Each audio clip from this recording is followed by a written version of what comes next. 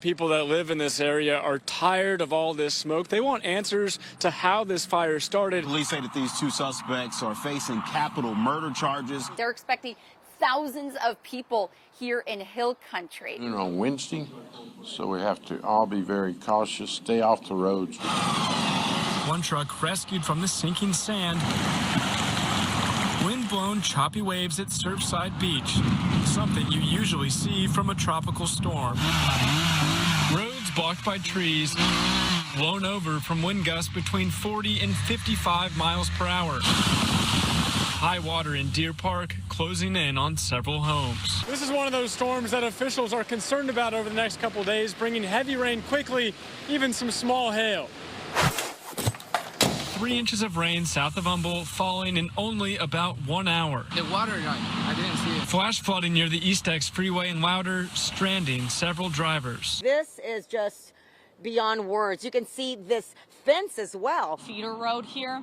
And so over my shoulder, it's hard to see. They have us backed up for good reason. They're doing a lot of investigating. But down here is where Lakewood Church is. For any fire department of any size, especially you throw cold weather into it. So again, take a look. That's Houston Ladder 28 extinguishing the flames that keep coming out of the tip of this building here. But a lot of people are just kind of waiting around. A lot of families just waiting around to see what's going on. An urgent investigation now underway in Polk County along Highway 59.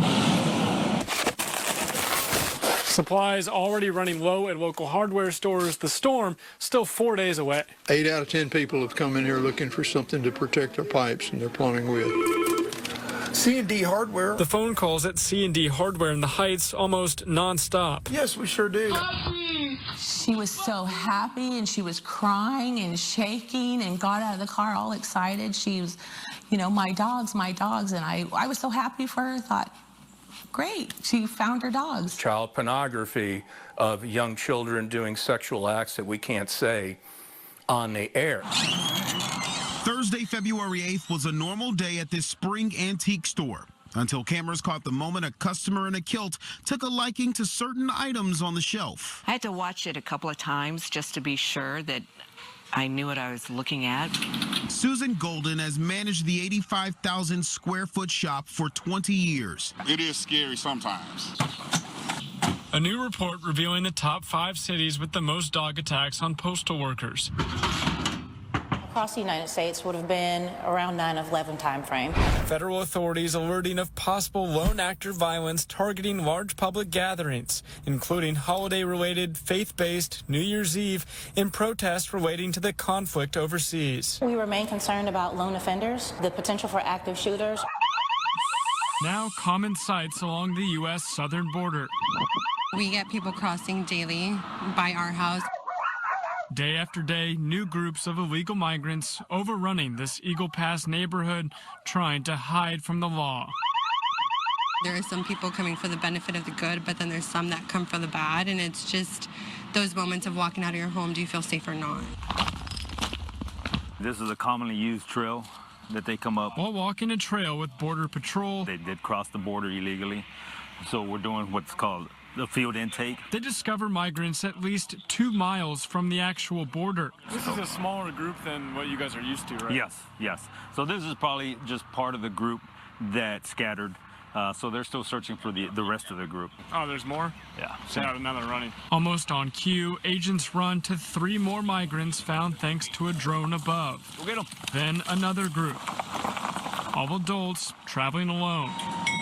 Very close to a train station. This is one of our challenging areas right now. As soon as that train's starting to roll out, we'll see them run and try to jump into the train. Very dangerous. We've seen a lot of injuries out here, a lot of deaths. In my entire 27-year career, this is the busiest it has ever been. But now we're starting to see a shift back to trying to evade capture. We're having to actually find the migrants and apprehend them as opposed to them trying to find us. Border Patrol's Del Rio sector recently apprehending about 1,000 migrants a day. That number last year more than double. ¿De dónde eres? Colombiano. ¿Dónde vas? This family of 4 from Colombia, Nueva York, si es posible. trying to get to New York City. ¿Por qué? Pues me gusta y pues quiero trabajar ahí, si es posible. further out. They'll lay clothing on top of the concertina wire. Some of the migrants have actual wire cutters that they bring with them. Large piles of trash and clothes litter ranches near the border. Signs tell those who illegally cross the river to follow the road, giving overwhelmed agents a chance to help those seeking asylum. Sometimes they are turning themselves in, and a lot of times they're turning against us. Right now we're getting onto an airboat. This is one of the main deterrents that they try to use to keep migrants from even getting into the water. We've encountered all sorts of nationalities, Chinese, Russians, you name it, we probably caught it here. This man on the Mexico side of the river watching us closely from an ATV. He's letting somebody know, hey, something's up. There's some people out here that are not usually out here. On this day, a migrant's lifeless body pulled from the Rio Grande. Just in the Del Rio sector last year, agents recovered 35 bodies from the water while saving more than 65 people from drowning. The boats were designed to try to deter people from crossing, but usually what the smugglers will tell them, if you see the boat, if you're struggling, they're gonna help you. All right, we're gonna have a bail out. In nearby Kinney County, the chase is on. Put it politely, we're getting our butts kicked every day, day in and out. A rural Texas county near the border, population about 3,000. Right now, you are being placed under arrest for smuggling of persons. You understand? You understand? Last month, they had 35 pursuits in only 28 days. They're going east on frontage. Smugglers driving cars full of illegal immigrants. It's an invasion because we are being invaded. Hundreds, thousands of people a month are pouring through my county, unchecked, unaccounted for. Go put your hands behind your back. Under arrest for human smuggling. Kinney County deputies catching human smugglers here from New York, California, Nevada, and major cities across Texas. How many total people are in there? Four. Almost 40% of their captured smugglers last month from Houston. Most of them are from Houston. The majority, if I break it down, yes. Why is that? Biggest city in the state. They're being promised $1,000, $2,000, even $3,000 per person to get them to Houston. They're lured by the idea of an easy payday. What they don't know are the criminal charges, the absolute ruining of their life that awaits them when we catch them. An increasingly dangerous job for authorities at and near the border, trying to keep neighborhoods safe here and beyond. Trash is cash for 13-year-old Anthony Gonzalez. What's it like in there? Nasty, smelly. He calls his business the Garbage Kid. Scraping, soaping, Very disgusting. and crawling into garbage cans, caked and baked in the Texas sun, smelling like dirty diapers. First, I thought they really wouldn't be that hard to clean. It would be really easy, but that changed as soon as I washed my first one. It's a grimy job he takes. Really serious. Gotta clean it thoroughly. Biking between customers in New Caney, charging just $10. Each can takes about 40 minutes. How's business this summer? Popping. A lot of people. Really good. He's got marketing down too, posting before-after pictures of his work online to his Garbage Kid Facebook page. One of the trash cans I did smelled like my dog when it came back from outside. It's not a good smell. Definitely not a good smell. So what I did is mowed lawns. So to me, that reminds me of myself. I didn't go to that extent. He is taking it extra, and he's working hard. Pretty good. They got a lot of grease down there. Anthony using the profits to buy sporting equipment for other children. That was my main goal, just to help kids in need, help kids in Houston out. He's a baseball player and a huge Astros fan. Gotta be a Astros and Altuve fan. A teen working hard this summer, hoping his business reaches the big leagues. Offering Garbage Kid services to his favorite player. Of course I will. That's Altuve. Let's believe I will. For free. Reporting in Houston, Matthew Seedorf, Fox 26 News. So here's our memories. The war against fentanyl now surging into homes. Kate and her sister camping. Nancy and Lauren Fowler clinging to pictures of their oldest daughter, Kate. Kate was so protective of her sister. Family forever changed from one pill. It's like this monster that you can't see or smell or feel, but it's waiting to kill you. A tight-knit family in Houston's Heights neighborhood. Had you ever worried about fentanyl? No, this is something that never even crossed my mind.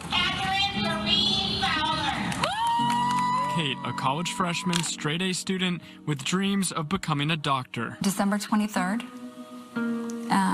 I think we were all out here watching TV, and Kate comes out and says goodnight. Christmas Eve morning, everything seemed normal at first. Got up, coffee. But Kate's room was unusually quiet. I went in there, and she was sitting on her bed with her legs crossed in front of her, just folded over. I yelled her name and nothing. And I yelled her name again while I pushed her body up. And she just kind of flopped over, and her face was all twisted. The fun-loving, smart girl found dead in her bedroom, just 18 years old. Preliminary toxicology reports suggest fentanyl was in her body. There's a very good chance that this is the first time that she tried it. And she paid with her life. We see people in communities far away from the border that die from exposure to these illicit substances. Most fentanyl in the United States is smuggled in by cartel members across the southern border. Using diversion, they send large groups of migrants to one spot, and while law enforcement is busy there, the drugs come in somewhere else, eventually taken to cities across the country. According to CDC data, drug overdoses now the leading cause of death among Americans aged 18 to 45, last year killing more than 100,000 people. When we don't have that accountability by people coming in at a designated port of entry, that's when we start to see dangerous narcotics like fentanyl, even in the interior, even in places like Houston. They were putting together fentanyl and meth into pills. So far this year, we've reported on at least 3 major drug busts in Houston relating to fentanyl, including this one where 4 people were arrested claiming to be in the slingshot rental business.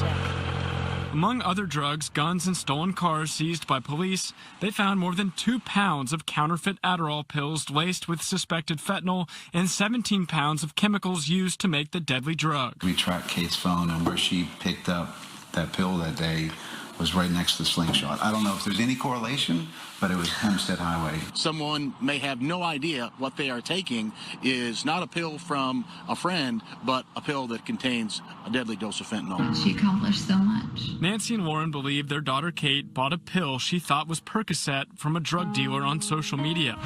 Fentanyl is oftentimes mixed in other pills by drug dealers trying to make money, and it doesn't take much to be deadly. According to the DEA, a single pound contains more than 1 million fatal doses. Texas lawmakers now trying to pass a bill that would classify fentanyl overdoses as poisonings, allowing murder charges for dealers. I don't think there's anything more powerful than moms who have lost their kids. We're coming for you. Right now, fentanyl testing kits are illegal in the state of Texas. These grieving parents looking to change that law, hoping to use Kate's death to save other families from fentanyl's fury. No parent should have to talk about their child in the past tense.